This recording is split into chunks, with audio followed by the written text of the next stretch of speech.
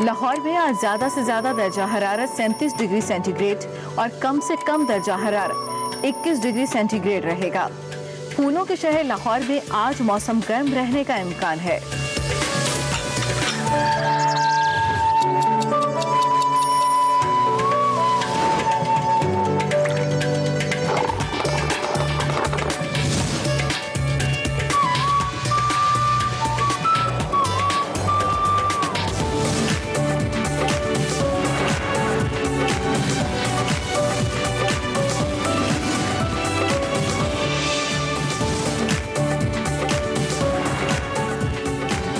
बिस्मिल्लाहिर्रहमानिर्रहीम, अस्सलाम वालेकुम my dear viewers, with a happy Monday. I believe आपकी मॉर्निंग हो चुकी है। आप एक्सप्रेसो का एक ब्रांड न्यू एपिसोड देखने जा रहे हैं और मैं हूं इमरान हसन और मैं हूं अर्मिला हसन। उम्मीद करते हैं आपका वीकेंड बहुत अच्छा गुजरा होगा। इमरान, आपका वीकेंड कैसे गुजरा? मेरा वीकेंड ट्रैवल करते हुए गुजरा, घूमते घुमाते गुजरा और बहुत सारे लोग का वीकेंड। मुझे इस दफा वैसे बड़ी हैरानी हुई जब मैं मोटरवे पे गया, मैंने देखा इतनी लंबी लंबी कतारें।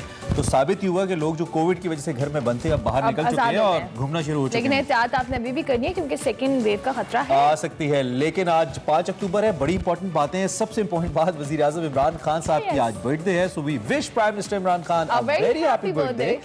मे you live long sir. Pakistan को सर्व करें, लोगों को कुछ आपसे शिकायतें हैं उनको दूर करें और जो लोग आपसे मोहब्बत करते हैं उनकी मोहब्बतों को मजीद बढ़ाएं। अल्लाह आपके लिए अगला साल आसान करे और बेहतर करे। घबराना नहीं है आपने लोगों के प्रेशर से। We would give this message to prime minister. और विद दैट टीचर्स डे भी। आज हम टीचर्स डे के हवाले से टीचर्स को ट्रिब्यूट भी पेश करते हैं और स्पेशली हम मेंशन करना बिल्कुल नहीं भूलेंगे कि कोविड के दिनों में जिस तरह से टीचर्स को मुश्किलात भी रही और उन्होंने आउट ऑफ द वे जाके बच्चों को ऑनलाइन क्लासेस भी दी जो टेक्नोलॉजी फ्रेंडली नहीं थे, उन सब के हवाले से हम बात करेंगे मजीद। पिंक ट्यूबर के हवाले से बात करेंगे। ब्रेस्ट कैंसर आगाही मुहिम जारी, हम उसका हिस्सा हैं, इस पे भी बात करेंगे। लेकिन सबसे पहले देखते हैं आज की हेडलाइंस। खबरदार, होशियार, कोरोना का खतरा अभी टला नहीं, एहतियात मत छोड़े। वजीर आजम ने कोरोना की दूसरी लहर का खदशा जाहिर कर दिया। मुल्क में सियासी पारा उरूज पर, हुकूमत और ओपोजिशन के दरमियान एक दूसरे को गद्दार साबित करने के लिए नई बहस छिड़ गई। सिंध के महाज पर भी सियासी गर्मा गर्मी बढ़ने लगी। एमक्यूएम पाकिस्तान ने सिंध की तकसीम का नारा लगा दिया। शमा रोशन करने वाले कौम के मेहमानों को एक्सप्रेसो का सलाम। बेल्जियम में नई तारीख रकम, पहली ट्रांसजेंडर पित्रादे सूतर नायब वजीर आजम मुकर्रर।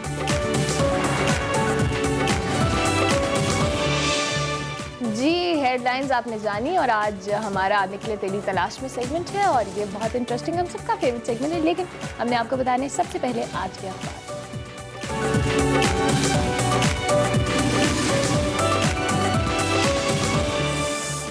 आज के अखबार में रोजनामा एक्सप्रेस सबसे पहले लीड सुपर लीड आप तक पहुंचाएंगे। सर्दियों में कोरोना की दूसरी लहर आ सकती है, ऐसा कहना है वजीर आजम इमरान खान का। कोरोना से मजीद 7 अफराद जाँ बहक, 718 नए मरीज, फाल केसेस बढ़कर 9298 हो गए। आजाद कश्मीर में दोबारा लॉकडाउन का उसूली फैसला। तमाम इदारे हुकाम फेस मास्क के इस्तेमाल को यकीनी बनाएं। अल्लाह ताला पाकिस्तान पर मेहरबान है, वबा के मनफी असरात से महफूज रखा, ट्वीट किया इमरान खान ने। विद दैट जी, थोड़ा सा जो सरगर्मियां हैं ओपोजिशन की हुकूमत के दरमियान इस वक्त जो जारी है मामलात, उस पर भी हमारी सुपर लीड है। पीडीएम और जेयूआई के क्वेटा के जलसे मुलतवी अब 18 अक्टूबर को होंगे। गद्दारी के सर्टिफिकेट मुल्क और जमहूरियत के लिए नुकसानदेह हैं, ये कहना है नून लीग का। मेजबानी जेयूआई और पी के मैप करेगी फजलुर रहमान, बिलावल, मरियम अख्तर मेंगल, अब्दुल मालिक बलोच खिताब करेंगे। मरियम नवाज के जलसों का शेड्यूल मुरतब। डिटेल्स आप रोजनामा एक्सप्रेस में पढ़िएगा। और अब क्या है ट्रिब्यून में? बिल्कुल, ट्रिब्यून में Pakistan reaches out to all the Afghan groups. Pakistan has quietly been making efforts for the last several weeks to reach out to all key players in Afghanistan in order to dispel the impression that is supporting particular group. The recent visit by Dr. Abdullah, the head of Afghan High Peace Council, was part of those efforts, said a senior Pakistani official who is directly involved in such diplomatic affair. So this is from Express Tribune. So this is about Express Tribune. और what next? We have आज की बड़ी खबर। सो बढ़ते हैं आज की बड़ी खबर।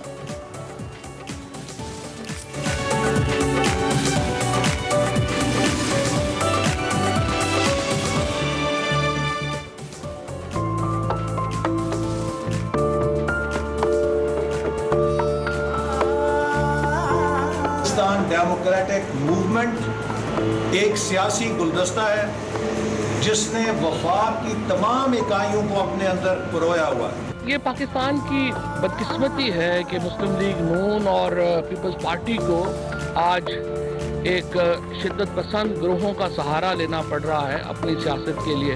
ये तहरीक जो बेसिकली अबू बचाओ मुहिम के तौर के ऊपर शुरू हुई थी, अब पाकिस्तान इंतशार पार्टी के तौर के ऊपर ये सामने आई है।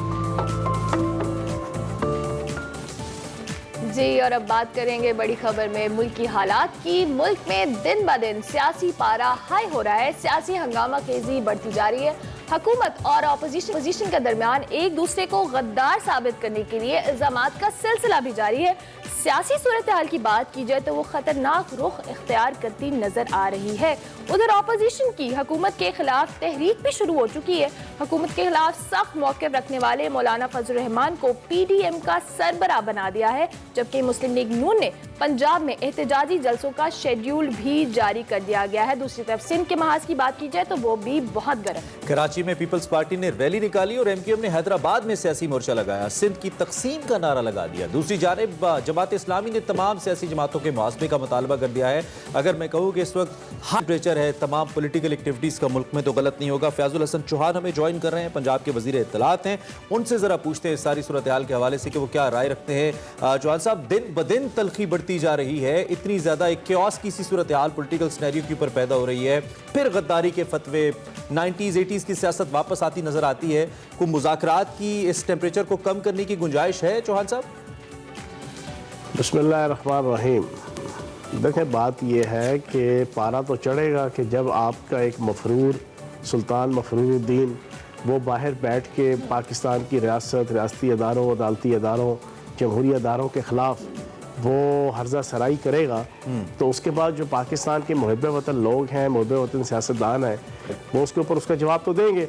फिर इधर उसकी जो बेटी बेगम सफदर अवान है वो भी एक मुजरिम की हैसियत से ज़मानत पे बाहर आई हैं, लेकिन वो भी जब इसी तरीके से मुल्क के अदारों के ख़िलाफ़ साजिशें करेंगी और बयानबाजी करेंगी तो उसका जवाब तो देना पड़ेगा। तो बाकी यहाँ तक गद्दारी की बात है तो इसमें हमें तो कुछ बताने की ज़रूरत ही नहीं है। आप उनसे देख लेना, इंडिया क्या चाहता है। इंडिया चाहता है पाकिस्तान की फ़ौज तबाह हो, इंडिया चाहता है पाकिस्तान की फ़ौज और पाकिस्तान की अवाम के दरमियान तफरक़ात पैदा हों। अजीत देओल यही चाहता है, मोदी यही चाहता है, गौरव आर्या यही चाहता है, आपका RSS यही चाहती है, BJP यही चाहती है, इंडियन रॉ यही चाहती है। और एग्जैक्ट यही काम जो है वो सुल्तान मफरूरुद्दीन नवाज शरीफ साहब कर रहे हैं। तो फिर हम तो ये कहेंगे ना कि वो उनके एजेंडे पे काम कर रहे हैं। सही। अच्छा साहब, साथ साथ अगर ऑपोजिशन की बात की जाए तो उन्होंने मौलाना फजल रहमान को PDM का सरबराह बनाया। उनकी क़यादत में वो कितना टफ टाइम दे सकती है हुकूमत को? मौलाना फजल रहमान साहब नवंबर के महीने में इनके हाथों से डसे हुए हैं और वो हलवा खाते हैं, और हलवा और मीठा खाने वाला मेडिकल साइंस कहती है उसका दिमाग बहुत तेज़ होता है, क्योंकि मीठे का ताल्लुक डायरेक्ट दिमाग के साथ होता है। तो वो इंसानों से ज़्यादा तेज़ हैं। इन्होंने गिन गिन के बदले लेने। मौलाना फजल रहमान साहब ने अपने नवंबर की जो इन्होंने इनके साथ बेवफाई की थी और लॉन्ग मार्च में इस नून लीग ने और इस पीपल्स पार्टी ने, तो हमें कोई ख़तरा नहीं है। मौलाना फजल रहमान साहब भी माशाल्लाह सर से लेके पाँव तक जो है वो करप्शन में और अकरबा परवरी में और लूट मार में लुथड़े हुए हैं, तो हमें कोई ख़तरा नहीं है उससे। ठीक है। अच्छा, ये भी बताइएगा चौहान साहब के वज़ीर आज़म नवाज शरीफ साहब को कहते हैं कि उनको भारतीय मुआवनत हासिल है जो भी वो अमल कर रहे हैं, तो क्या नवाज शरीफ के खिलाफ कोई इंतहाई इक़दाम करने का भी हुकूमत इरादा रखती है इस मामले में? देखिए, जब ये यहाँ से गए हैं तो फिर एक बड़े लीडिंग TV चैनल ने खबर ब्रेक की थी और बाकी TV चैनल ने भी फिर उसके बाद कि इन्होंने रॉ के एक साबिक हेड से जो है वो मुलाकात की थी जब ये ताज़ा बाहर गए थे इलाज के लिए। और बाकी अजीत देओल के साथ, मोदी के साथ इनके ताल्लुकात, जिंदाल के साथ इनके ताल्लुकात वो किससे ढके छुपे हैं? आप मुझे बताएं ना।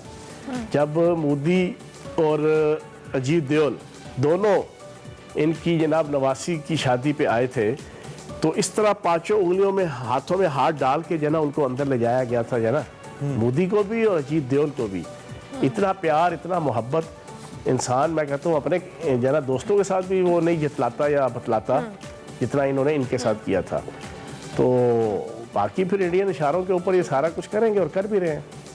ठीक है। अच्छा चौहान साहब, अगर एहतसाब की बात की जाए तो अभी ऑपोजिशन के गिर्द काफ़ी एहतसाब का शिकंजा तंग हो गया, आने वाले दिनों में भी आपको इसको मजीद होता देख रहे हैं? देखिए बात बड़ी सादा सी है। पिछले 3-4 साल से इंसानों के ख़िलाफ़ केसेस जो है ना जो चल रहे थे वो अपने मंतकी अंजाम तक पहुँच रहे हैं। और आगे भी आपको कोकला छपाकी जो में रात आई है जरा आगे पीछे देखे उसी शामत आई है वाला माहौल नज़र आएगा। तो जब भी इनकी करप्शन के दुम पे पाँव रखेंगे आपको जमहूरियत की गज़ल, आपको 18वीं तरमीम की गज़ल, आपको आइन की गज़ल, आपको पार्लिमानी सिस्टम की गज़ल, सारा कुछ आपको सुनाई देगा। लेकिन इंशाल्लाह इनमें से बचेगा कोई नहीं। वो नैब के शिकंजे में जो है ना वो इंशाल्लाह ये सारे के सारे जिन्होंने पिछले 10 साल में खुसूसन और उससे पहले अमूमन जो है ना लूटमार किए सारे उसके जरा। ठीक है जवान साहब, ये कोकला चपाती वाला मामला हो तो जाए, लेकिन ये मुल्क की इकोनॉमी के साथ जो कोकला चपाती हो रही है सियासी इंस्टेबिलिटी के चक्कर में, उसका जरा ख्याल रखिए। अल्लाह करे कि टेम्परेचर कम हो। मुल्क की मईशत के लिए अच्छा नहीं है ये सियासी माहौल, इसको बिल्कुल। अभी हमें एक ब्रेक लेनी है, ब्रेक के बाद हाजिर होंगे। आप देखते रहिए एक्सप्रेसो। जुज़वी अब्र आलूद रहने का इम्कान है।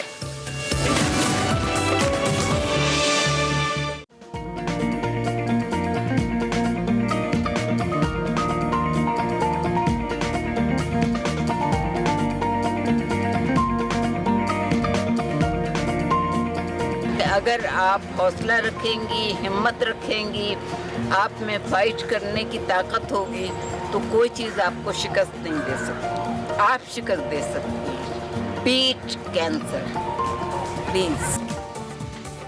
Welcome back to Expresso. और आपने जैसा कि देख ही लिया, हम बात करने वाले हैं इस वक्त ब्रेस्ट कैंसर के हवाले से, जिसमें जो पिंक ट्यूबर आगाही मुहिम है ज़ोरों शोर से पूरे मुल्क में जारी है। पूरे मुल्क में छोटे बड़े शहरों में सेमिनार्स का इनेकाद किया गया है और जो बेस्ट एफर्ट की जा रही है वो ये है कि ब्रेस्ट कैंसर के हवाले से आगाही दी जाए पाकिस्तानियों को और ख़ासतौर पर पाकिस्तानी खवातीन। और इसके साथ साथ बिल्कुल हम भी एक्सप्रेसो में ब्रेस्ट कैंसर के हवाले से आपको ऑन एंड ऑफ जो है अवेयरनेस भी दे रहे हैं और इसके लिए हमारे साथ मुख्तलिफ डॉक्टर्स भी हमें ज्वाइन करते हैं। और आज हमारे साथ मौजूद होंगी डॉक्टर सना, जो कि कंसल्टेंट ब्रेस्ट सर्जन है आगा खान यूनिवर्सिटी हॉस्पिटल में, और इसके साथ साथ जी हैदराबाद और कराची को ये डील करती हैं। Thank you so much doctor Sana कि आपने हमें ज्वाइन किया। और हाँ, चूँकि आगा खान यूनिवर्सिटी के हवाले से बात की जाए तो ब्रेस्ट कैंसर के हवाले से बहुत अरसे से अवेयरनेस दी जा रही है और लोगों को अवेयर किया जा रहा है, स्पेशली खवातीन को। क्या इकदाम बेसिकली इस अवेयरनेस के हवाले से आपके थ्रू किए जा रहे हैं, क्योंकि इसके जो कह लें इकदाम करना, इस हवाले से लोगों को अवेयर करना, इट्स वेरी इंपॉर्टेंट। अस्सलामुअलैकुम, thank you so much for inviting me.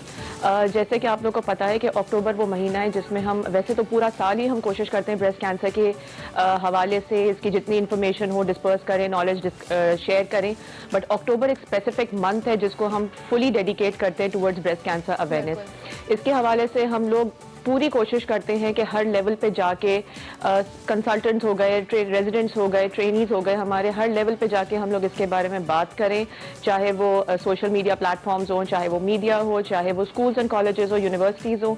Unfortunately थोड़ा कोविड की वजह से इस वक्त हमारी भी कुछ रिस्ट्रिक्शंस हैं, बट हमारा स्टिल पूरी मैक्सिमम कोशिश होती है कि हम ग्राउंड लेवल तक जाके खवातीन से बात करें, उनको अवेयर करें कि ब्रेस्ट कैंसर जो है वो एक टैबू नहीं है। इट्स अ कंडीशन जो कि अगर वक्त पे पिकअप हो जाए, टाइमली एड्रेस हो जाए, ट्रीट हो जाए तो ये क्योर हो सकता है। इससे अब डरने की जरूरत नहीं होती है। ठीक है, डॉक्टर बताइए कि एक तो किस एज ग्रुप की जो खवातीन है उनके अंदर ये ज्यादा पाया जाता है, आपके पास जो केसेस आते हैं, नंबर 1। नंबर 2, आपने बर वक्त का लफ्ज इस्तेमाल किया, तो कैंसर के लिए बर वक्त क्या है? कब हम कहेंगे कि ये बर वक्त तशखीस हो गई है इसकी कितनी एज है इस डिजीज की कि जिसके बाद ये क्योरेबल नहीं रहता? अच्छा, अमूमन किसी भी जिस्म के हिस्से के कैंसर को एक बुढ़ापे का कैंसर कहा जाता है। ब्रेस्ट कैंसर स्पेशली एक बुढ़ापे का कैंसर है। जैसे जैसे एक औरत की उम्र बढ़ती जाती है ब्रेस्ट कैंसर होने का चांस बढ़ता रहता है। अनफॉर्चुनेटली पाकिस्तान एक ऐसा मुल्क है जिसमें ब्रेस्ट कैंसर की शरह एशिया के तमाम ममालिक में सबसे ज्यादा है। इनफैक्ट हमने तो हमारे इंस्टीट्यूट में स्टडी में भी देखा है कि हमारे यहाँ 40 साल से कम उम्र की खवातीन भी ब्रेस्ट कैंसर का शिकार हो रही हैं और काफ़ी अलार्मिंग रेट पे, यानी दुनिया से कंपेयर करें तो हमारे यहाँ इसका इंसिडेंस काफ़ी ज़्यादा पाया जाता है।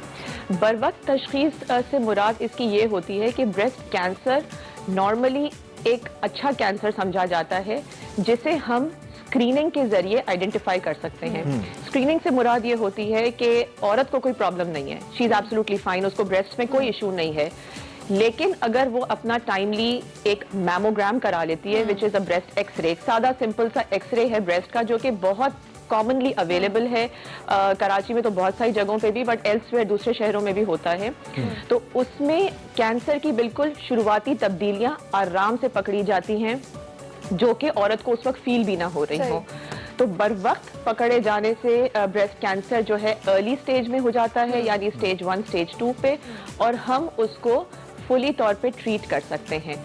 इसके बरक्स अगर खवातीन में शऊर नहीं है, अवेयरनेस नहीं है, उनको अपने जिस्म के बारे में मालूम नहीं है, अपने ऊपर तवज्जो देना नहीं आती, तो यही खवातीन बहुत लेट भी प्रेजेंट करती हैं, जिसमें कैंसर ना सिर्फ छाती में फैल जाता है बल्कि जिस्म के दूसरे इलाकों में अच्छा डॉक्टर सना, मैं आपको इंटरप्ट करूंगी और ये जानना चाहूंगी, क्योंकि जिस तरह से आपने कहा कि बहुत सारी खवातीन रिलक्टेंट भी होती हैं, कुछ शर्माती हैं बताने से या उसको एक्सप्लेन करने से। आपने लास्ट ईयर एक इनिशिएटिव लिया था मोबाइल मेमोग्राम बस का, इस इनिशिएटिव की वजह से कितनी अवेयरनेस आई और खवातीन कितनी कंफर्टेबल हुई कि वो अपना चेकअप करवाएं या कुछ इस तरह से हो?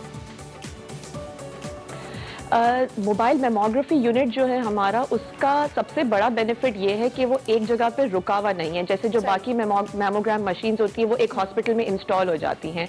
मोबाइल मेमोग्राफी यूनिट एक कंटेनर में है जो एक शहर से दूसरे शहर ट्रांसपोर्ट हो सकता है।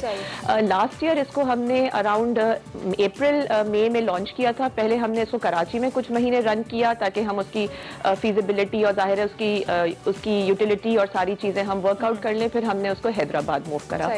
हैदराबाद में भी वो आखन हॉस्पिटल के सेंटर में पार्क हुआ है और डेफिनेटली उसके होने से वहाँ पे बहुत अच्छी खासी अवेयरनेस और नॉलेज, उसकी मौजूदगी इटसेल्फ औरतों को प्रॉम्प्ट करती है कि ये क्या चीज़ है और हमें क्या करना है, और फिर वो टाइमली मैमोग्राम कराती हैं। स्पेशली हैदराबाद में या इंटीरियर सिंध में अगर हम जाएं तो किसी भी मेजर प्रॉब्लम के लिए उनको कराची आना पड़ता है। ठीक है, बट आप हमारे साथ ही हैं, हमने एक लेनी है। ब्रेक से जब हम वापस आते हैं तो दोबारा से लिंक करते हैं और रिस्पॉन्सिबिलिटी, सोशल रिस्पॉन्सिबिलिटी की बात करते हैं। ब्रेक के बाद आप देख रहे हैं एक्सप्रेसो, आपको एक बार फिर खुशामदीद। और इसके साथ साथ ब्रेस्ट कैंसर अवेयरनेस के हवाले से पिंक ट्यूबर के हवाले से हम बात कर रहे थे। डॉक्टर सना शाजिया हमारे साथ मौजूद थी, उनसे हम बात करेंगे। डॉक्टर सना, हम ब्रेक पर जाने से पहले इसके बहुत सारे इंपॉर्टेंट जो है वो पॉइंट्स हम डिस्कस कर रहे थे, लेकिन उसके साथ साथ हम कुछ ये चीज़ें भी मिस ना करें कि ख़वातीन बेसिकली किस तरह से इसको डायग्नोज खुद से कर सकती हैं, सेल्फ एग्जामिनेशन कैसे कर सकती हैं, और उसके बेसिकली सिम्टम्स क्या होते हैं कि अगर आपको कोई चेंजेस फील हो तो जाकर आप किससे कंसल्ट करें या खुद से कैसे एग्जामिन करें? Thank you, this is a very important question. देखें, बहुत इंपॉर्टेंट होता है कि हर औरत, इनफैक्ट हर फीमेल जो मैच्योर हो गई है 12-13 साल की उम्र से ताहयात, हर औरत को चाहिए कि महीने में एक दफ़ा अपनी दोनों ब्रेस्ट का मुआयना ज़रूर करें, जो कि हार्डली 3 to 5 मिनट्स का प्रोसीजर है। हर महीने एक डेट फिक्स कर लें और अपनी पूरी ब्रेस्ट और दोनों बगलों को अच्छे से देखें। वो ख़वातीन जो 40 साल को हिट कर चुकी हैं उनके लिए ज़रूरी है कि वो साल में 1 से 2 साल में एक दफ़ा अपना मैमोग्राम ज़रूर कराएं ताकि अगेन ब्रेस्ट कैंसर की जल्द तशख़ीस हो सके। इसकी जो अलामतें हैं ब्रेस्ट कैंसर की, उसमें बहुत इम्पॉर्टेंट है कि वो तब्दीलियाँ कोई औरत, कोई लड़की फील करे ब्रेस्ट में जो पहले नहीं थी, जैसे कि ब्रेस्ट में गुठली, सख्ती बनना, चमड़ी में कोई तब्दीली, ब्रेस्ट की शेप में तब्दीली आना, ब्रेस्ट में कोई गढ़ा बन जाए या उसकी गोलाई टेढ़ी मेढ़ी हो जाए, एक साइज छोटा बड़ा हो जाए। अच्छा, कुछ खवातीन के ऑलरेडी एक साइज में फ़र्क हो सकता है, लेकिन कोई नई तब्दीली जो पहले नहीं थी और अब डेवलप हुई, साथ में उसकी निपल पे कोई तब्दीलियाँ हों, जख्म बन जाए, अंदर को धंस जाए या फिर ब्लीडिंग होना, ये चंद अलामतें हैं जो ब्रेस्ट कैंसर की तरफ निशानदेही करती हैं। ज़रूरी नहीं है कि ब्रेस्ट कैंसर हो, बट इन अलामतों की मौजूदगी में बहुत इंपॉर्टेंट है कि फीमेल जो है वो अपने आप को चेकअप करवाए, अच्छा, इसमें एक और अपना वर्कअप करवाए। टाइम हमारे पास कम है। जो आपने कहा कि ये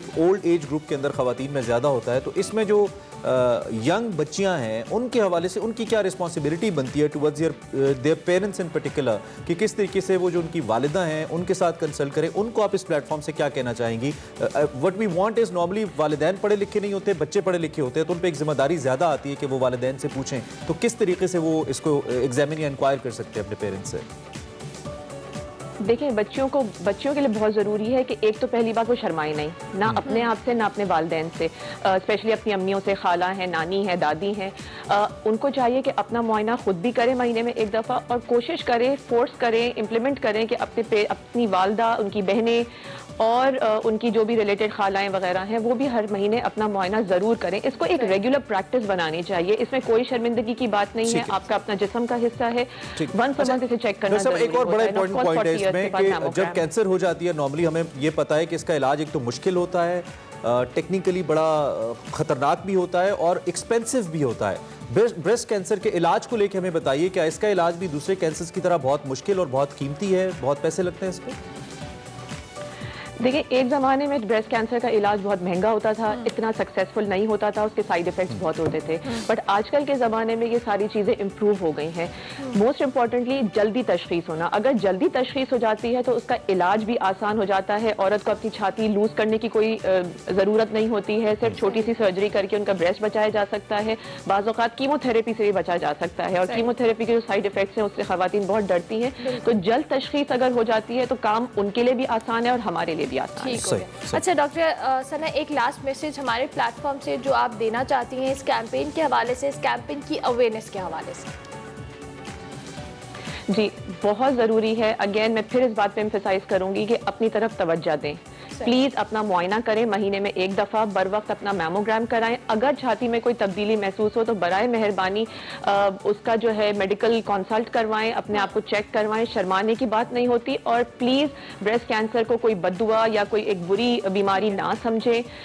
और जो अगर आपके आसपास में चाहे पड़ोसी और रिश्तेदार हो कोई ब्रेस्ट कैंसर से सफ़र कर रहा है, ट्रीटमेंट करा रहा है, तो प्लीज़ उसको सपोर्ट करें साइकोलॉजिकली, इमोशनली, क्योंकि इसमें बहुत ज़रूरी होती है विल पावर और और पॉजिटिव रहना बहुत जरूरी होता है। Thank you very much doctor Sana Zishan कि आपने ज्वाइन किया। एग्जैक्टली आपने बहुत अवेयरनेस दी और आपने हमें कराची स्टूडियो से ज्वाइन किया। Thank you so much for joining. और इसके साथ साथ जी हम पिंक अक्टूबर मनाने का भी यही है कि आप सबको अवेयरनेस दी जाए, उन तमाम खवातीन को जो घर बैठे हमें देख रही हैं, कि अगर खुदा न खास्ता आपको कुछ भी सिम्टम्स आते हैं तो आप उसको बिल्कुल लाइट ना लें और उस पर फोकस करें और अपने इलाज बल्कि उसकी तशखीस पर भी फोकस करें। अभी हम एक ब्रेक लेंगे, ब्रेक के बाद हाजिर होंगे। आप देखते रहिए एक्सप्रेसो। की अजीम दम दम को जन्म दिया, एक शाहकार किस्सा जिसने एक हिंदुस्तानी नकाद को यह कहने पर मजबूर कर दिया कि उर्दू नावल का मुस्तकबिल अब लाहौर से वाबस्ता है, लाहौर जहां इस किस्से का खालिक बसता है। बहाव की जिस तरह पजीराई की गई डाक्टर साहब, इसके बारे में क्या कहेंगे? मैं जब लिख रहा था तो मेरी बेगम भी बड़ी परेशान थी। जाहिर है कि मैं वहां पे जाके आबाद हो गया था उस घर से, और उसको महसूस होता था कि ये कटा हुआ है, थोड़ा सा कटा हुआ। तो मैं वैसे अज़ल से हूँ लेकिन ज़्यादा कट गया। तो उसको थोड़ा सा मैंने बताया कि इस किस्म की चीज़ है, तो उसने कहा कि ये देख लो कि मतलब है कि जी पहले इस तरह का कोई सिलसिला नहीं हुआ नावल में कम अज़ कम। ठीक है। तो शायद उसने कहा था कि उसने थोड़ा सा पढ़ा भी। उसने कहा या तो तुम्हें अदब की दुनिया से लोग निकाल देंगे कि ये क्या लिखा है, या अदब की पूरी दुनिया तुम्हारे हवाले कर देंगे। वाह वाह वाह। इन दोनों के दरमियान में कोई चीज़ नहीं है। तो उसकी पजीराई जाहिर है, उसने मुझे खुशी दी कि मैंने जो मेहनत की थी या जो मेरी फैंटेसी थी, यानी लोग उसको मिथ समझिए मैंने ये मिथ खुद क्रिएट की। क्या ऐसा हो सकता है कि एक तख्लीकार कुछ तख्लीक करे और ख़ुद भी उस तख्लीक में पाए जाने वाले जादू से वाकिफ़ ना हो? मैं ये बहाव के पस मंज़र में सवाल पूछ रहा हूँ। ये बिल्कुल दुरुस्त है, क्योंकि क्रिएशन जो है उसमें अपनी ग्रोथ की सलाहियत होती है। जब इंसान लिखने बैठता है तो उसके जो कॉनोटेशंस होती हैं मुख्तलिफ, उन सब से आगाह नहीं होता। वो हर शख्स अपने हिसाब से उसमें से वो कॉनोटेशन तलाश करता है, और वो जो लिखने वाला है, मैं आगाह तो था क्योंकि मैंने तो खून थूका हुआ ना बाकायदा भाव लिखते हुए, लेकिन उसकी जो पजीराई और उसके बाद जो क्रिटिकल एनालिसिस आए हैं उनसे मुझे एहसास हुआ है कि उसमें जो कुछ मैंने लिखा उसके बियॉन्ड भी बहुत कुछ था जिसके बारे में उस लम्हे में आगाह नहीं। भैंसे का मुर्दा जिस्म धीरे धीरे वैसे ही चलने लगा जैसे चींटियों से भरा रोटी का टुकड़ा चलता है। वो उसे उठाकर ले जा रही थी और डोरगा हैरत में खड़ा था। हम इसे ले जाएंगी, ये फिर आ जाएगा, चींटी ने कहा। फिर आ जाएगा? डोरगा फिर डरा। हाँ, दूसरी बोली, और तुम इसे फिर मारोगे और ऐसा होता रहेगा। हाँ, हमेशा, सब चींटियों ने मिलकर कहा। ये फिर आएगा, इसके बगैर कोई समय पूरा नहीं होता। और मेरे बगैर भी, और तुम्हारे बगैर भी, सब चींटियां बोल रही थी, और तुम इसे मारोगे और ऐसा होता रहेगा। तार साहब, मेरे फेसबुक के इनबॉक्स में एक खूबसूरत सवाल अहमद बिलाल हैं, कुछ 4 से उन्होंने किया, और ये मेरा भी सवाल है, और ये बहुत सारे लोगों का सवाल है कि रुखों में जो भैंसा है वो डोरगा के लिए, यानी डोरगा के उसका वो हरीफ है, डोरगा उसको अपना हरीफ समझता है और उसको नावल के आखिर में पिछाड़ता भी है, मगर पारोशनी के साथ जो भैंसे के ताल्लुक की नौइयत है वो काफ़ी मुख्तलिफ है। पारोशनी के साथ वो नरमी का बर्ताव करता है, तो ये भैंसा किस तरह का इस्तारा है, ऐसा क्यों करता है? वो जो आपने कहा था ना कि भाई अगर फिल्म बन भी गई तो 50% सेंसर हो जाएगी। मैं इसकी तफसील में नहीं जाना चाहता, लेकिन ये एक एंशंट मिथ है, पुरानी। इसमें मिथ्स बहुत सारी इस्तेमाल हुई। जिस तरह मैंने अर्ज़ किया ना कि इसमें आप देखेंगे जो मसलन सिमिलीज़ हैं वो बिल्कुल मुख्तलिफ है। वो आम, क्योंकि उस ज़माने में पता नहीं क्या कि जब वो पारोशनी आती है तो उससे पहले शहद की मक्खियाँ बिन बनाती हैं। ये मेरी अपनी बनाई हुई जी। इसी तरह जितने भी सिमिलीज़ हैं वो मैंने खुद बनाई हुई, उस एटमॉस्फेयर को, उस ज़ुबान को मद्देनज़र रखते हुए। इसी तरह एक मिथ ये है कि भैंसा जो है वो जुल्म, जबर और ताकत की अलामत, और जब भैंसे को मिथिकल तौर पे हलाक किया जाता था तो गोया बादशाह को जो हाकिम वक्त था उसको हलाक करना। ये इनका दोनों का मुआसना था। तो उसमें भैंसा जो है वो तमाम तर जबर जो दोरगा पे हुआ ईंटों के भट्टे पे, और बाकी उसकी आल औलाद पे, वो रिप्रेजेंट करता। चुनांचे that is why he wants to kill it.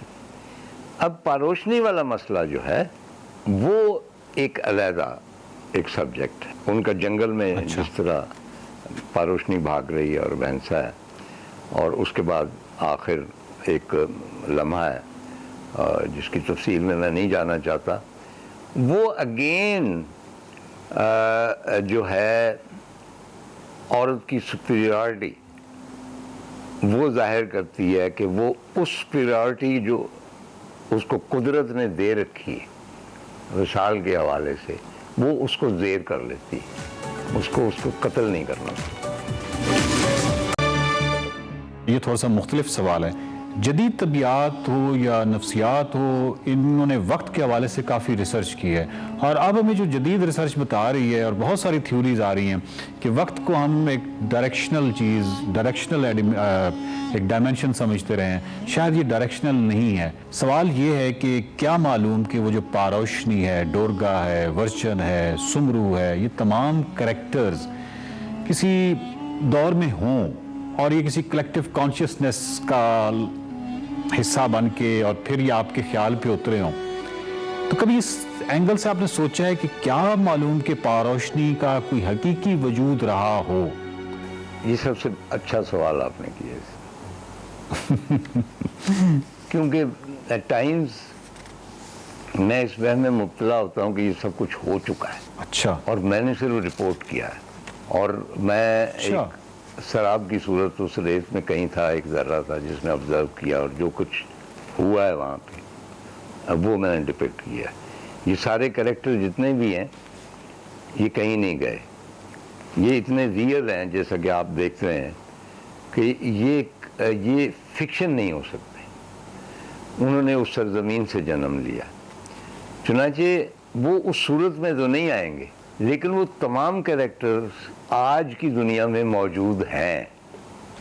उनके लिबास मुख्तलिफ हैं, उनकी शक्लें थोड़ी सी मुख्तलिफ हैं, लेकिन जिन मतलब डोरगा जो है, आपने अभी मुझसे पूछा था कि वो ईंटों के भट्टे में काम करता। मैं जब इंग्लैंड में था तो मुझे 15-20 रोज़ इत्तेफाक हुआ ईंटों के भट्टे में काम करने का। डायरेक्ट मेरा तजर्बा है, मैंने ईंटें बनाई हैं।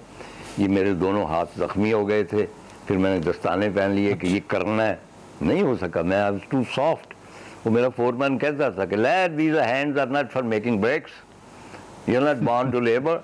मैंने कहा sir I want to have the experience of working, in the scale. चुनाचे वो एक्सपीरियंस की खातिर भी और ज़ाहिर पैसों की खातिर मैंने वो काम किया, और मैं ये जानता हूँ कि वो कितना सख्त काम है। इसी के ऊपर बेस करके मैंने सूरज के साथ साथ अपना सीरियल लिखा, जिसके ऊपर सुप्रीम कोर्ट ऑफ पाकिस्तान ने 7 सफ़े का ये वाहिद सीरियल है पीटीवी की हिस्ट्री का या पाकिस्तान की हिस्ट्री का, जिसके ऊपर उस हमारे मुल्क के सुप्रीम कोर्ट ने 7 सफ़े का जजमेंट दिया कि इसमें जो भट्टा मजदूर हैं इनकी फेवर की गई। वो इसलिए की गई थी कि मैं उसमें से गुजरा था, उस अज़ियत में से। चुनाचे वो मैंने ड्रामे में किया। ये डोरगा का कैरेक्टर भी इसलिए ज़्यादा पावरफुल आपको नज़र आया था कि वो जहाँ पे काम करता है उसका एक्सपीरियंस मेरे पास मौजूद था। दूसरी चीज़, अगर आप उस तहजीब की बात करें मोहनजोदारो की, तो उसकी सबसे बड़ी नुमाइंदा जो चीज़ है, बेसिक चीज़ है, वो है ईंट। आप अब जाके मोहनजोदारो देखें, उसमें नानकशाही छोटी ईंट नहीं लगेगी जो हमारे मुग़ल मॉन्यूमेंट्स में है, बाकी सारा उसमें जो आज जिन ईंटों से ये घर बना है वो ईंट लगी।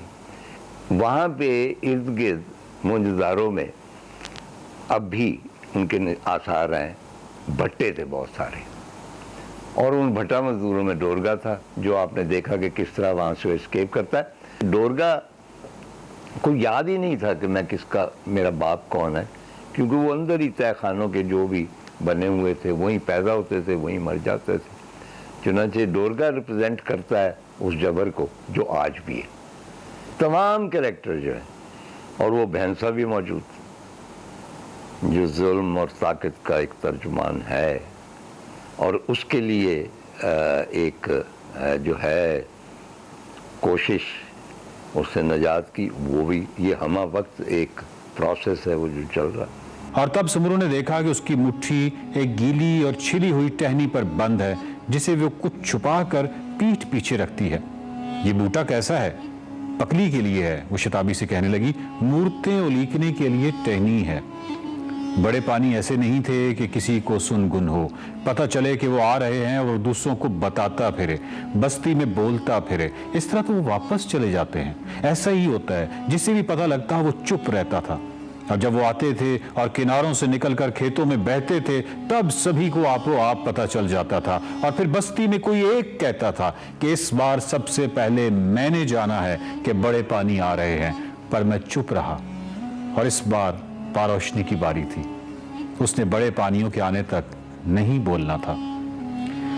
दरअसल बहाव नावल में मामन मासा कौन है? मामन मासा को हम क्या कह सकते हैं कि क्या वो दानिश्वर है, वो बागी है, वो दरवेश है, वो बुज़दिल है? ये करैक्टर क्या है मामन मासा? मामन मासा अगेन एक सोचने वाला शख्स। ठीक है। और वो जो मुस्तामिल वहाँ पे मजहबी इफ्तारे हैं उनके खिलाफ बोल। ठीक। उसमें जो मसलन बैल हैं, ज़ेबो बैल, मुकद्दस बैल, लेकिन जब वो प्यास से वो भी मरते हैं तो लोग उनको खा जाते हैं। पुराने ज़मानों में कई लोग जो फ़लसफ़ी थे वो और ये मिडल ईस्ट में होता था, इराक़ में या मेसोपोटामिया में, यानी आज से 3-4 हज़ार साल पहले, वो बुलंद पिलर्स तामीर करवाते थे दुनिया से अलग होने के लिए, और फिर उसके ऊपर चढ़ के बैठ जाते थे, फिर नीचे नहीं उतरते थे, ताकि वो दुनिया से अलग होकर सोच सके। अच्छा, ये मैंने आइडिया वहाँ से लिया था। इसमें मामन मासा जो जंगल को निकल जाता है and he becomes part of that jungle. दूर से यही लगता है कि शाख से शाख लिपटी है, लेकिन he is thinking about it, उसका दिमाग काम कर। तो फिर बस्तियां कैसे मुर्दा हो जाती हैं? वो लोगों के कुढ़ने से होती हैं, अंदर ही अंदर। बूढ़े मुझ जैसे और बच्चे भूखे और कीचड़ में लिथड़े हुए, और औरतें वैसी जो मेरे जैसों को जन्म देती हैं। तो ये सब कुढ़ते हैं कि हम क्यों ऐसे हैं, और अपने अंदर से पूछते रहते हैं कि हमें 1000 बरस की कैद क्यों है। हम में और मोहंजू की पक्की गलियों में दौड़ने वाले गढ़ के बैलों में फर्क क्यों है कि वो पेट भरकर खाना खाते हैं और हम नहीं खाते। पर ये सब कुछ तो मोहंजू में होता है। वर्चन ने सर झटक कर पसीना कम करने का चारा किया। हमारी बस्ती में तो ऐसा नहीं होता।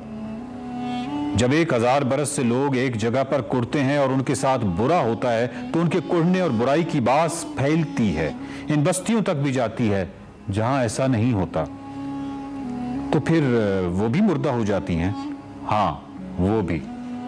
सर, जब आप नावल को खत्म करते हैं तो पारोशनी और बस्ती की हालत देखकर आपका दिल नहीं पसीजा?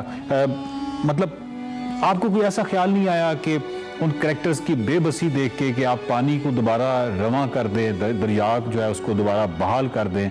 मेरा हर नावल उम्मीद पे ख़त्म हो। ठीक है, क्योंकि मुझे उम्मीद है, मैं बिल्कुल ये नहीं है कि मैं एक पेसिमिस्ट आदमी हूँ और मैं कनूती हूँ और मैं हर चीज़ की डार्क साइड देखता हूँ, ऐसे नहीं है। उसमें आप देखते हैं कि पारोशनी के पास दाने हैं, she is alive and she is pregnant, चुनाचे नस्ल आगे जाएगी। वो दाने जो हैं वो कहीं बो के फिर यानी उसकी वो बढ़ेगी, बढ़ोतरी होगी। लेकिन पानी जो एक दफ़ा सूख गए हैं वो वापस नहीं आएंगे। इंटरेस्टिंग एक बात मैं आखिरी मैं भी करूँगा कि इस नावल के एंड का मुझे पता नहीं था कि मैं किस तरह करूँगा।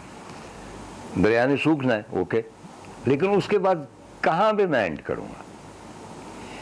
तो मेरे ज़हन में था जब एक ख़ास मैं पहुँचा हूँ एक स्टेज पे कि मेरा ख्याल है कि कुछ 60 सफ़े और लिखूँगा मैं और इस तरह करके वहाँ पे एंड हो जाए। लेकिन हुआ ये कि जब मैंने 10 सफ़े लिखे हैं, अच्छा, और वो पारोशनी आती है और उसकी कनक है उसकी मुट्ठी में, वहाँ से उम्मीद का एक दिया रोशन होता है। वो सारा जो कुछ सूख चुका है, जो कुछ बर्बाद हो चुका है, खंडर हो चुका है, वो सारे के लिए उसको ये जो ग्रीनरी है, जो उसके अंदर बतन है सीड के अंदर, वो फूटेगा और जो कुछ पारोशनी के अंदर है वो फूटेगा और ये बस्ती फिर से आबाद होगी। और जब वो कूटने लगती है और धम धम की आवाज़ आती है तो मैंने डिसाइड किया कि नावल को यहाँ ख़त्म हो जाना चाहिए। तो मैंने अगले 40 सफ़े नहीं लिखे। आज से कई रुतों बाद मेरे घड़ों की ठीकरियां घाघरा के खुश्क रास्ते में और लोग देखेंगे और वो इनके बेल बूटे देखेंगे और कहेंगे कि क्या सोने और अजब बेल बूटे हैं जो किसी ने बनाए हैं, और वो किसका हाथ था जिसने इन्हें बनाया और कब बनाया। जब कहते हैं उधर बस्तियां थी, दरिया था और रुखों में मोर बोलता था, दुर्गा वो मेरे हाथ को याद करेंगे। सर पकली क्या शानदार किरदार है। ये नावल पढ़ने के बाद मैं मतलब जब भी किसी अजायब घर में गया हूँ, म्यूजियम में गया हूँ, तो मुझे वहाँ जो बर्तन पड़े होते हैं, ठीकरियाँ पड़ी होती हैं, मुझे ऐसे लगता है उस हर ठीकरी में मुझे पकली एक उसमें हर ठीकरी में जलवा गर नजर आती है। पकली के किरदार के बारे में क्या कहेंगे? पकली जो है यूँ समझिए कि उससे ज़ाती तौर पर मैं मिला हूँ। अच्छा। और जहाँ वो बर्तन पकाती थी उस साइट पे गया हूँ। हुआ ये कि जब ये आइडिया जो है वो डेवलप कर रहा था, मैं तहकीक कर रहा था, तो मैं बहावलपुर गया और वहाँ पे जो दरियाए घाघरा की खुशगुज़रगाह है, वो जीप ड्राइवर को मैंने कहा कि आप मुझे यहाँ ड्रॉप कर दें। नावल की बहुत सारी चीज़ें उस खुश्क जो गुज़रगाह है उसको देखने से, उसको कंसीव करने से और उसकी जो खुश्की थी वो मतलब है कि वो मेरे अंदर सरायत कर रही थी। एंड आई कुड विजुलाइज कि जब इसमें पानी होगा तो इसकी कैफियत क्या होगी और किस तरह इसमें मछलियाँ भी होंगी, किस तरह इसमें कछुआ भी होगा। और वो कछुआ जिसे वर्चन देखता है जो अंदर पानी के जा रहा है और उसकी पुष्ट नंगी है और वो जान जाता है कि ये पानी सूखने, ये सारा कुछ वहाँ पे मुझे मतलब महसूस हुआ। तो जब मैं थक गया हूँ तो साया था, वहाँ मैं बैठ गया, इंतज़ार करने लगा। तो मैं वो कुरेदने लगा उसके जो नक्शो निगार बने हुए। तो मैंने सोचा कि यहाँ हो सकता है 4000 साल पहले की ना हो, ये उससे बाद की हो, लेकिन यहाँ कोई ना कोई औरत होगी जिसने इन ठीकरियों को बनाया और जिसने ये उलीका, मैंने उलीके का लफ्ज़ इस्तेमाल किया है, वो कौन होगी और वो क्या करती होगी। मतलब जिस तरह आजकल की लड़कियों को हार श्रृंगार किया जाता है दुल्हन बनाने के लिए, मैं भी वो अपनी चैनी से जो नक्शो निगार बनाती थी वो वहाँ पे दुल्हनें तैयार करती हो, यानी इसका ये भी काम हो, और बर्तन भी बनाती हो।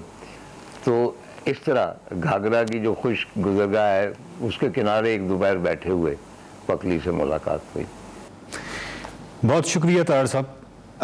बात यह नाजरीन कि क्या अब मुझे कहना पड़ेगा कि आप में से हर एक ने बहाव पढ़ना है।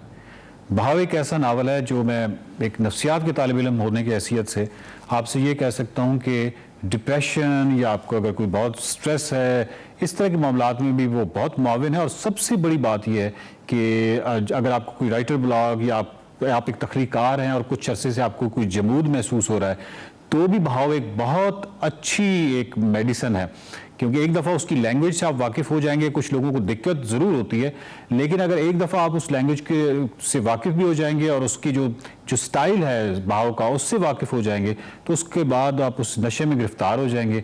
जब भी आपको जमूद ज़िंदगी में नज़र आएगा, जब भी आपको डिप्रेशन नज़र आएगा, तो आपने बहाव के साथ 8 सफ़े पढ़ लेने हैं, वो आप उसमें से निकल जाएंगे, तख्लीक की कुव्वत भी वापस आ जाएगी आपकी। बहुत शुक्रिया मुस्तनसर हुसैन तार साहब की। अगली किताब तक के लिए खुदा हाफिज़।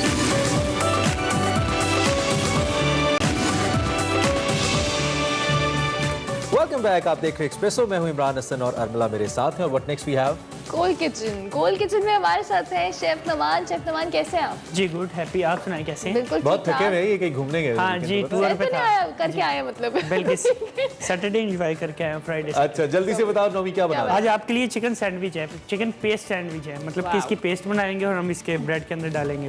जबरदस्त, ठीक हो गया। शेफ नमान से हम रेसिपी बाद में जानेंगे, बिल्कुल, लेकिन अब बात करेंगे थोड़े थ्रिल की, एडवेंचर की, और बात होगी कोयटा में खतरनाक। इस गेम का फ्रांस से हमारी इंफॉर्मेशन के मुताबिक अराउंड 1988 में इसको शुरू किया गया। मजीद आपको ये भी बताएं कि ये जनरल सेक्रेटरी हैं बलूचिस्तान पार्कोर एसोसिएशन के, 10 साल का तजर्बा रखते हैं, कई साल से पार्कोर एकेडमी को बतौर हेड कोच और डायरेक्टर चला रहे हैं, और one of the few players Pakistan के अंदर मौजूद हैं। इस वक्त हमारे साथ एक्सक्लूसिव इन एक्सप्रेसो हैं। Talib, thank you very much for joining. क्या जबरदस्त मजा आ रहा था हमें देखने में। खतरनाक बहुत है, लेकिन ये खेल आपको कैसे शौक पैदा हो गया? ये बेसिकली ये बचपन से हुआ था, जब मैं 10 साल की थी, और प्रोफेशनली पर्सनली मैं खुद 2010 से शुरू करके, मतलब बहुत छोटे 10 साल के थे मैं जब शुरू किया था स्पोर्ट्स में आया था।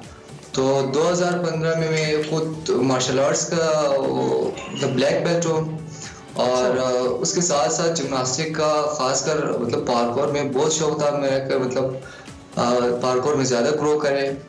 और बात कुछ हुआ कि 2014 से स्टार्ट किया हम लोगों ने, तो शौक उसी टाइम से ही मतलब बढ़ गया। मतलब ऐसे प्रैक्टिस करके शौक ज़्यादा बढ़ गया, यूट्यूब में वीडियोस देख के शौक और बढ़ गया। तो ऐसे ही जबरदस्त। अच्छा तालिब, ये भी जानना चाहेंगे कि कम्युनिटी सपोर्ट की बात की जाए, वो किस हद तक मिल रही है, उसके साथ साथ गवर्नमेंट लेवल पे बात की जाए तो आपको कितनी सपोर्ट है अभी तक? ऐसा परफॉर्मेंस जो हम लोग परफॉर्म कर रहे हैं, और ऐसे ज़बरदस्त शोज पे जो मुख्तलिफ एडवर्टाइजमेंट के लिए हम लोगों ने पहले किया हुआ है, और दूसरा गवर्नमेंट की तरफ से ख़ास तौर पर हमें सपोर्ट बिल्कुल नहीं मिल रहा है। ये जैसे कि कहा कि अपनी मदद आपके तहत हम लोग ये गेम चला रहे, और अल्हम्दुलिल्लाह जैसे कि पाकिस्तान पार्कोर फेडरेशन भी बन गया, और उसके साथ साथ बलूचिस्तान का एसोसिएशन भी हम लोगों ने उसके ऊपर काम कर रहे हैं। और उम्मीद ये है कि बलूचिस्तान की हुकूमत और दूसरा ये गवर्नमेंट की तरफ से हमें सपोर्ट हो जाए, ताकि इस गेम को हम लोग कि आपको गवर्नमेंट सतह पर इस तरह से सपोर्ट नहीं मिल रही। फ्यूचर के क्या प्लान है तालिब आपके? आप पाकिस्तान को रिप्रेजेंट तो करना चाहते हैं, सोशल मीडिया पे तो आप कर रहे हैं, लेकिन आगे फर्दर क्या प्लान है आपके?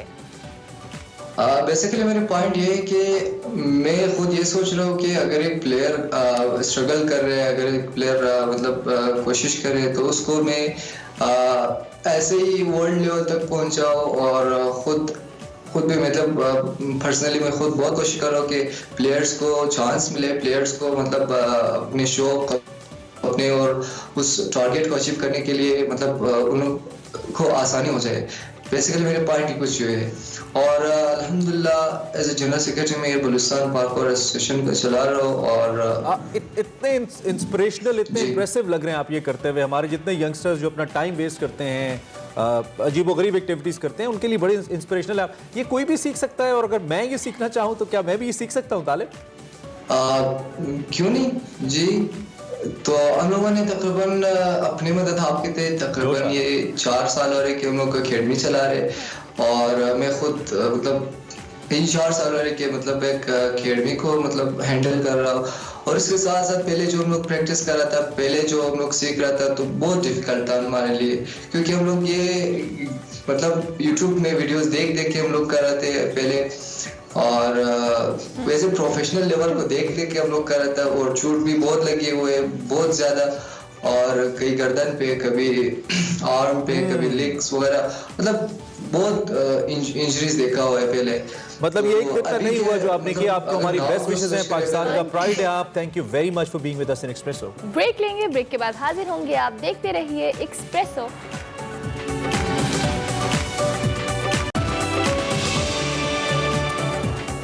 Welcome back to Expresso. ठीक है, इमरान बहुत जल्दी में थे लेकिन टॉप शॉट कंफ्यूज कर देता हाँ, लेकिन इसके साथ साथ जी हेल्थ एंड फिटनेस की बात करेंगे। उसके लिए खुशबख्त बट हमारे साथ है। खुशी कैसी हैं आप? ठीक ठाक। Happy Monday. It doesn't seem like a happy Monday. How are you? Good, good. How are you guys? I'm good. खुशी क्या बताएंगी आज एक्सरसाइज में हमें? आज मैं आपको फुल बॉडी एक्सरसाइज कुछ बताऊंगी। I guess 3 to 4 exercises. ठीक है। So they're going to be bit different. आप पहले वार्म अप करेंगे 5 minutes, jumping jacks and high knees, 30 repetitions, 3 sets, and then we're going to start with the exercise. We're going to do same with the timing. Timing के साथ करेंगे। First we're gonna use the single dumbbell, ठीक है? We're gonna go down. Hands should be on your back. Deadlift position में जाना है and ऊपर लेके आना है on your shoulder and press and down. खुशी इसमें हाथ की पोजीशन का बहुत ज़्यादा केयरफुल रहना पड़ेगा हमें, है ना? Yes, lighter weight use करें। उसमें फिर रिस्क में इतनी रिस्क का बेसिकली इशू होता है। तो आप लाइट वेट यूज़ करेंगे, जस्ट परफेक्ट करें अपनी टेक्निक को। पहले आपने डेडलिफ्ट में जाना है, देन अपराइट पोस्चर पोजीशन में आना है, then on your shoulder twist your wrist and press up. Okay. And then go down, hands on your back. और ये कितने reps है खुशी? This is 15 each side. 15 each. And we're gonna do 3 to 4 sets each exercise. Okay. Next would be on the floor. It's gonna be plank walks. Okay. To one side. Then tap your shoulders. हाँ, this looks good. It's not easy मेरे ख्याल से। Yes. जब हम करेंगे ना तब पता लगेगा। It's gonna be 4 rounds each side, and keep your stomach tucked in. In every exercise, your core should be activated.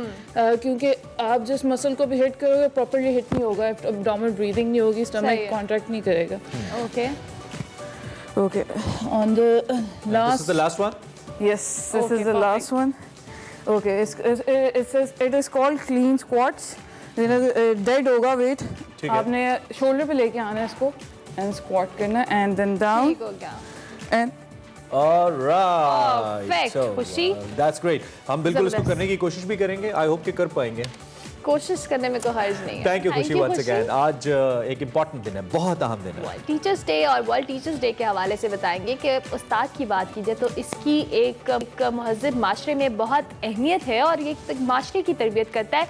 Teachers असल कौम के मुहाफ़िज़ होते हैं, मुहाफ़िज़ होते हैं, कौम के बनाने वाले होते हैं। वालिदैन के बाद अगर हम कहें कि कौम के मेमार असातिज़ा हैं तो इसमें कोई दो राय नहीं है। और मेरे ज़ाती राय के मुताबिक सबसे बेहतरीन रिश्ता जो दुनिया में आप बनाते हैं वालिदैन के अलावा वो उस्ताद का रिश्ता होता है, जो आपकी हिफाजत भी करता है, आपको बनाता भी है। हम जिक्र करेंगे यहाँ पे एक उस्ताद इमरान जवार का, जिन्होंने कोविड-19 के अंदर रहते हुए वर्चुअल एजुकेशन सिस्टम के ज़रिए बच्चों को ट्रेन किया, एक प्रोजेक्ट पे काम किया और बिल्कुल ऐसे ट्रेन किया जैसे वो क्लासरूम में बैठे हैं। कहने का मतलब ये है कि कोविड-19 एक ऐसी नागहानी आफत की सूरत में आया जिसके लिए टीचर्स तैयार नहीं थे, लेकिन उन्होंने अपने आप को इस काबिल बनाया कि बच्चों की तालीम का हर्ज ना हो और इस खूबसूरत तरीके से बच्चों को पढ़ाया कि बच्चे इस कोविड से ज़्यादा मुतासर नहीं हुए। इमरान जवार साहब सिर्फ एक एग्जाम्पल है। हम सभी असातिज़ा को खिराज तहसीन पेश करते हैं, उनका शुक्रिया अदा करते हैं तहे दिल से। हम आज जो कुछ हैं आपकी वजह से हैं और कौम जो कुछ आपकी वजह से है। जीते रहिए, आबाद रहिए और कौम को पढ़ाते रहिए, बनाते रहिए। अभी हम ब्रेक लेंगे, ब्रेक के बाद हाजिर होंगे। आप देखते रहिए एक्सप्रेसो। और हम आ चुके हैं कोल्ड किचन में। यहाँ बने हैं बहुत मज़ेदार सैंडविच, इसकी रेसिपी जानेंगे शेफ नवाज जी। शेफ नवाज क्या बनाया? जी आज आपके लिए चिकन सैंडविच बनाया है। छोटी सी रेसिपी इजी है, मैं आपको बता देता हूँ। आपने एक छोटे से बाउल ले लेना है, उसमें 1 टीस्पून जो है आपने ब्लैक पेपर का ले लेना है, 1 टीस्पून जो है आपने वाइट पेपर का ले लेना है, 1 टीस्पून जो है आपने सिनेमन पाउडर का ले लेना है और 1 टीस्पून जो है आपने क्रश चिली का ले लेना है। ठीक है, वो इसमें डाल के सेपरेट रख लें। उसके बाद आपने चिकन को बॉईल कर लेना है। बॉईल करने के बाद इसको सेपरेट लेके इसको थोड़ा सा ठंडा करना है। ठंडे के बाद इसमें आपने क्रीम चीज़ ऐड करनी है, ठीक है, और उसके बाद ये वाला मसाला आपने इसके अंदर डाल देना है जी। और उसके बाद आपका चिकन कुछ ऐसा बन जाएगा। ठीक है, ये पेस्ट बन जाएगी। आप 1 kg की भी बना के रख सकते हैं, ½ kg भी, और फ्रिज में रख दें। और उसके बाद आप अपना सैंडविच पकड़ें, उस पर मेयोनीज लगाएं, ब्रेड पकड़ें, मेयोनीज लगाएं और डन। और कुछ ऐसा बन जाएगा ये जो हम आपको दिखा रहे हैं। It's easy and it's ready to eat now। इससे पहले कि हम खाएं, एक बड़ी अच्छी खबर है प्रोग्राम खत्म करने से पहले आप तक पहुंचानी है। वो है उम्रा ज़ायरीन के हवाले से। 7 महीने के बाद उम्रा जो लोग करना चाहते हैं उसको खोल दिया गया है, उम्रा कर सकते हैं। पहले मरहले में 6000 लोगों को इजाज़त दी गई है, जिसमें मकामी सऊदी शामिल हैं और ओवरसीज़ जो सऊदीया के अंदर रहते हैं शामिल है। दूसरा मरहला 18 अक्टूबर से है, जिसमें 15000 लोग, और तीसरा 1 नवंबर से है, जिसमें जो बाहर के लोग हैं वो भी उम्रा कर सकेंगे और मुख्तलिफ औकात में किया जाएगा। इशा और मगरिब के बीच आप उम्रा नहीं कर पाएंगे क्योंकि उसके दौरान हरम पार्क के अंदर स्प्रे किया जाएगा। So we are just left with 30 more seconds. हम आपसे इजाजत लेंगे, आपसे हमारी मुलाकात होगी कल। पूरा हफ्ता जो आपका और हमारा साथ रहने वाला है, पार्टी अभी शुरू हुई है। कल तक के लिए हमारी तरफ से अल्लाह हाफिज।